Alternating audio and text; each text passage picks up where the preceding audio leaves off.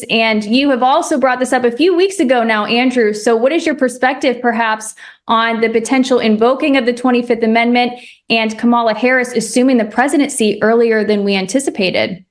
No, you're absolutely right. And we were the very first in the media, I think, to talk about the 25th Amendment. A lot of people hadn't even heard of it, which is basically the right to replace the president as and when he may be incapable of doing the job. But we also predicted on the Muckrakers, you'll remember, about would Biden's presidential campaign survive longer than the orange? And we worked on that sort of basis. It's been modified a little bit since then. But I can declare that the one that ran out of juice first was Biden, and the orange is still in the running. So it's going to be very interesting to see what happens. But talking about timing, you're absolutely right. That's what Biden said. He was adamant that he was going to run, in spite of all the calls for him to step down from people like George Clooney and many others, and those close to him in the party.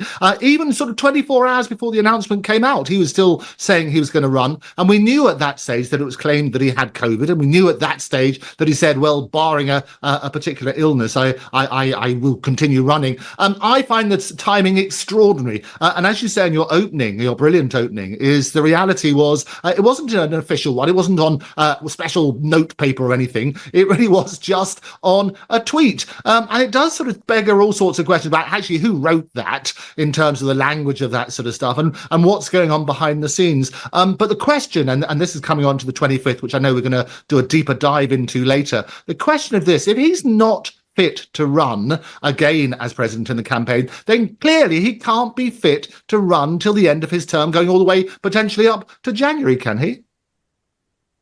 These are my thoughts. From national security to global corruption, this is the Muckrakers on today's News Talk TNT.